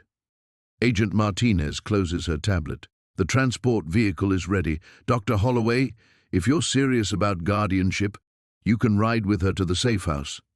Margaret takes a final look around the chapel, at Ray being interviewed near the altar, at federal agents photographing evidence, at broken stained glass that still manages to paint the walls with colored light. 30 years of careful professional distance, shattered in one night. But Judlin's small hand remains steady in hers, and for the first time since childhood, Margaret understands the difference between safety and sanctuary. We're ready, she tells Agent Martinez, and means it. The resolution. The federal safe house sits in a suburb 40 miles from Chicago, its bland exterior designed to blend invisibly among identical ranch homes. Margaret watches Judlin explore their temporary refuge with the careful attention of a child who has learned that safety is always conditional. 3 days have passed since the chapel arrests, and the weight of their new reality settles like snow against the windows. Dr. Holloway, Agent Martinez, enters the living room with fresh coffee and updated case files. We've made 17 additional arrests based on the evidence you recovered. The network was larger than we initially estimated. Margaret nods, but her attention remains fixed on Judlin, who sits cross-legged on the carpet arranging her few possessions around the Virgin Mary statue. The child has said little since leaving St. Catherine's, processing trauma and transformation with the resilience that children somehow possess. What about the children currently in the system? Margaret asks. The ones still vulnerable? Emergency removals began yesterday. Every facility connected to Dr. Thorne's network is under federal investigation. We've placed 83 children in protective care. Agent Martinez pauses, studying Margaret's face. You should know, the defense teams are already mobilizing. They're calling this a conspiracy theory manufactured by an unstable psychiatrist and a delusional child. Margaret expected this, but hearing it spoken aloud still stings. Her phone has been ringing constantly with reporters, colleagues, former patients questioning her mental state. The Chicago Tribune ran a front-page story questioning whether professional bias compromised the investigation. She says they're scared. Judlin speaks suddenly from the floor, not looking up from her statue. She says people always attack witnesses when they can't attack the truth. Agent Martinez raises an eyebrow. The Virgin Mary told her that? She did, Judalyn replies matter-of-factly. She says the lawyers will try to make Dr. Margaret look crazy, but crazy people don't save children. Crazy people hurt them. Margaret feels something tight in her chest loosen slightly. 3 days ago, she would have professionally analyzed Judalyn's statements, categorized them as trauma responses or childhood coping mechanisms. Now she simply listens to wisdom offered without agenda. The preliminary hearing is scheduled for next week, Agent Martinez continues. Dr. Thorne's attorneys have requested psychiatric evaluations for both of you. Of course they have. Margaret stands and moves to the window, watching unmarked surveillance vehicles patrol their quiet street. They want to prove Judalyn is mentally unstable and I'm too damaged to make rational professional decisions. Are you? Agent Martinez asks bluntly. Too damaged, I mean? Margaret considers the question seriously. 3 days ago, she was Dr. Margaret Holloway, respected forensic psychiatrist with a pristine reputation and carefully controlled life. Today, she's a federal witness whose career is effectively over, whose professional objectivity has been publicly questioned, whose personal trauma is being dissected by opposing counsel. Yes, she says quietly, I am damaged. 30 years of suppressed memories, unprocessed abandonment trauma, emotional barriers so thick I nearly missed a child's cry for help. She turns from the window to face Agent Martinez directly. But damaged doesn't mean incapable, it means experienced. Judalyn looks up from her statue. She says broken things can still hold light.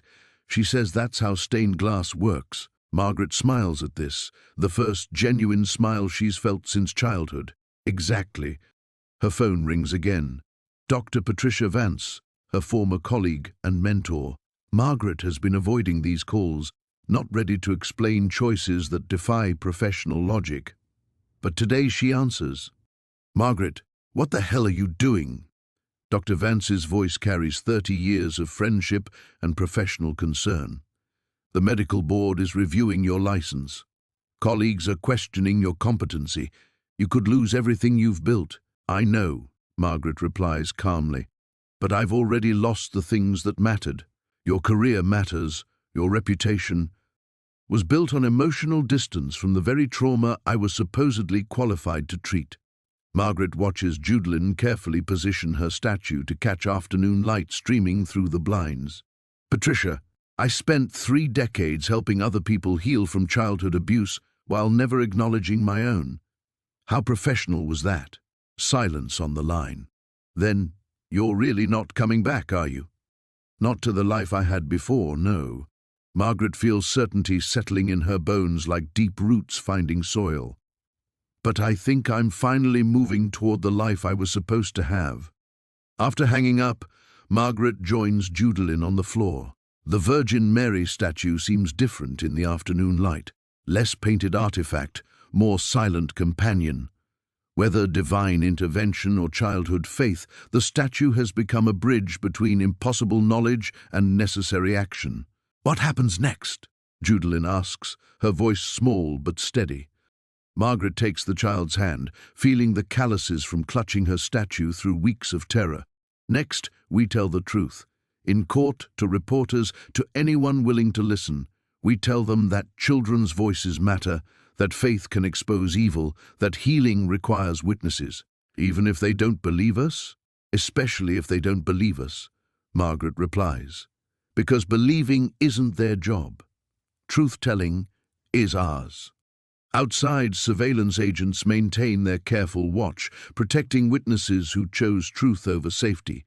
Inside, a damaged psychiatrist and a faithful child begin the long work of healing that requires speaking the unspeakable. The immediate danger has passed, but the harder journey of testimony, healing, and rebuilding lives on foundations of truth rather than silence has just begun. The return. 6 months later, Margaret drives through downtown Chicago with Judalyn beside her. Both of them changed in ways that make their old lives feel like costumes they've finally outgrown. The city looks the same, Lake Michigan stretches grey and endless. The Willis Tower cuts its familiar silhouette against October sky. But Margaret sees it through different eyes now. Eyes that no longer look away from difficult truths. There, Judelin points through the passenger window at a renovated brownstone. That's where we're going? Margaret parks outside the building that will house the newly established Chicago Children's Advocacy Center, funded by federal seizures from Dr. Thorne's network and private donations from supporters who believed their story. The brass plaque beside the entrance reads, "In memory of all who were silenced, in hope for all who speak truth." "This is it," Margaret confirms, studying the child beside her. Judelin has grown 3 inches in 6 months, her face fuller now that nightmares no longer steal her appetite. The Virgin Mary statue rests in her lap, worn smooth by months of careful handling, but Judelin no longer clutches it with desperate intensity. Faith has become comfort rather than lifeline. They enter the building together, Margaret's heels echoing in the bright lobby where social workers, child psychologists, and legal advocates will soon work exclusively with abuse survivors. No administrators with hidden agendas, no board members with financial interests in silence, just healing work done in full light. "Dr. Holloway." Ray emerges from the elevator, his face transformed by purpose. At 68, he could have retired after testifying against his former employers, but instead he's become the center's director of child services. "Judelin, sweetheart, wait until you see your office." "I get an office?" Judelin's eyes widen. "Every survivor consultant gets their own space," Ray explains, leading them upstairs. "Somewhere you can talk to other kids who need to know they're not alone." Margaret follows them, marveling at how naturally Judelin has grown into her role as survivor advocate. The federal trials made her famous, the 10-year-old whose impossible knowledge exposed a 40-year conspiracy, but fame never changed her essential nature. She remains a child who listens carefully and speaks truth without agenda. The 3rd floor buzzes with controlled activity as staff members prepare for next week's opening. Detective Cruz waves from a conference room where she's training investigators in trauma-informed interview techniques. Agent Martinez reviews security protocols with building management. Survivors who testified during the trials move through the space with quiet authority, transforming their pain into protective advocacy for others. Margaret. Dr. Patricia Vance approaches from the research wing, her expression carrying 6 months of professional reconciliation. The Northwestern University partnership is finalized. They want you to head the new trauma studies program.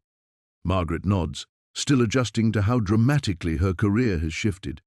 The medical board ultimately upheld her license after federal prosecutors testified about her crucial role in exposing the conspiracy. But the private practice she'd built over 20 years was gone, sacrificed to defense attorneys who successfully painted her as emotionally compromised. They weren't wrong. She was compromised by empathy, by recognition, by the dangerous decision to let personal experience inform professional judgment. The program will focus on training therapists who are themselves trauma survivors, Margaret explains to Judelin, who's examining the child-height furniture in her new office. People who understand healing from the inside. Like us, Judelin says simply, exactly like us. Margaret watches Judelin arrange her desk with careful precision, colored pencils in a rainbow spectrum, blank notebooks for recording other children's stories, her statue positioned to catch morning light from the east-facing window. 6 months of federal protection, intensive therapy, and careful reconstruction of trust have created something remarkable. A child who survived hell and chose to use that survival to light the way for others. She says this is what we were meant to do. Judelin speaks quietly, her hand resting on her statue. She says some people are chosen to witness and some are chosen to heal, but we get to do both. Margaret looks around the center, at Ray organizing case files with the meticulous care of someone who will never again let a child's cry go unheard, at Detective Cruz teaching investigators to see victims as whole humans rather than broken evidence, at survivors becoming advocates with the credibility that only lived experience provides. Dr. Thorne received life in federal prison. 43 members of his network await sentencing. 17 children found permanent homes, with families trained in trauma recovery.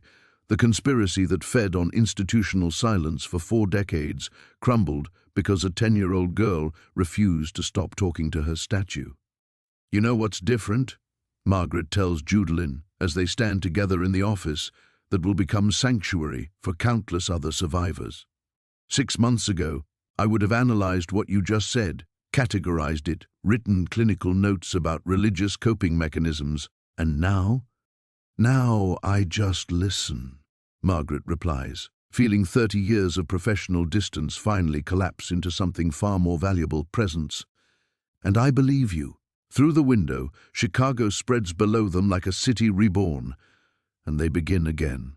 The new beginning. 1 year later, Margaret stands in the same spot by the window, but everything has changed. The Chicago Children's Advocacy Center hums with quiet purpose around her, phones ringing with calls from children who finally have somewhere safe to speak, footsteps of survivors who've become healers moving purposefully through halls that echo with hope rather than secrets.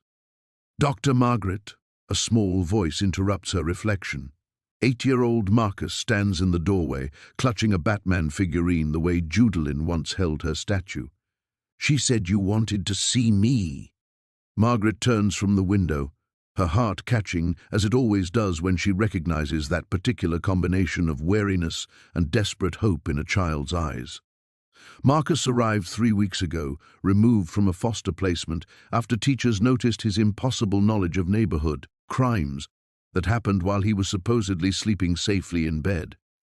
"I did," Margaret says, settling into the child-sized chair that Judalyn insisted all the offices contain. "I wanted to tell you about another little girl who used to live in this city, someone who might understand what you're going through." "The one with the statue?" Marcus asks. "Judalyn?" Margaret nods.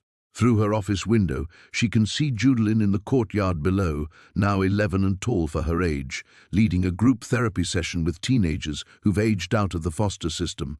The Virgin Mary statue sits on a bench beside her, weathered but enduring, no longer a desperate lifeline, but a gentle reminder that faith can coexist with fierce advocacy. "She used to hear things too," Margaret tells Marcus. Things that scared the adults around her because they didn't understand how a child could know such impossible truths. Marcus clutches Batman tighter. "The bad man said nobody would believe me. He said kids like me were crazy." "The bad man lied," Margaret replies with the quiet certainty that comes from witnessing evil exposed and truth vindicated. "Kids like you and Judalyn aren't crazy. You're awake in a world where many adults choose to sleep."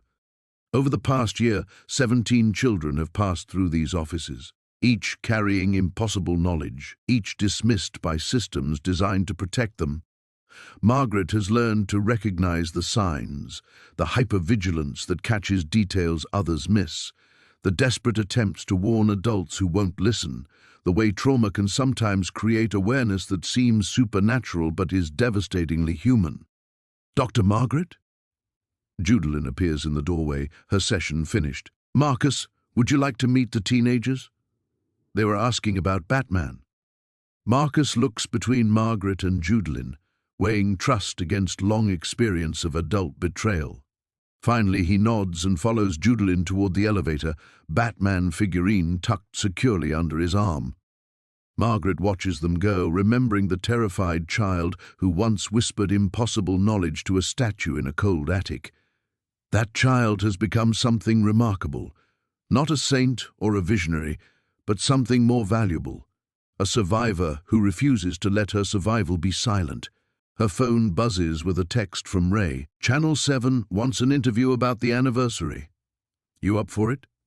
Margaret considers this. A year ago, media attention felt like exposure, professional suicide. Now it feels like opportunity. Another chance to tell the truth that institutions tried to bury. She texts back with Judalyn. We tell our story together. The late afternoon sun slants through her office windows, painting everything in warm gold. Margaret's framed diploma hangs beside child-drawn pictures of hope, stick figures holding hands, rainbows over houses marked safe, crayon hearts with thank you written in careful letters. The Northwestern Trauma Studies program has a waiting list of therapist candidates. The Advocacy Center has received funding requests from 12 other cities. The federal legislation requiring survivor voices in child protection oversight passed both houses with bipartisan support. Change spreads like ripples from a stone thrown into still water. But the real victory sits in the courtyard below, where Judalyn helps Marcus push a swing higher, both children laughing as autumn leaves spiral around them. The Virgin Mary statue watches from the bench, patient and enduring, a bridge between the faith that sustains and the action that heals. Margaret picks up a case file. Another impossible child, another desperate situation, another chance to choose belief over skepticism. The work never ends, but neither does the hope. Her office door opens and Judalyn returns, carrying the statue with casual reverence. She says thank you, Judalyn announces, setting the figure on Margaret's desk, for listening, for believing, for staying. Margaret reaches across the desk and takes Judalyn's hand, no longer small and desperate, but growing stronger every day. Thank her for teaching me the difference between hearing and listening, between safety and sanctuary. Outside, Chicago continues its ancient rhythms, but something fundamental has shifted. Children's voices carry new weight. Institutions face unprecedented scrutiny. Survivors speak with authority earned through survival itself. Ready to go home? Margaret asks, gathering her things. Ready, Judalyn confirms, tucking the statue into her backpack with practiced care. They leave together, stepping into the October evening where streetlights begin to flicker on and the city prepares for another night. Tomorrow will bring more impossible children, more difficult truths, more opportunities to transform pain into purpose. Tonight, they have enough. They have each other, they have their work, and they have the quiet satisfaction of knowing that some silences, once broken, can never be restored. The beginning continues.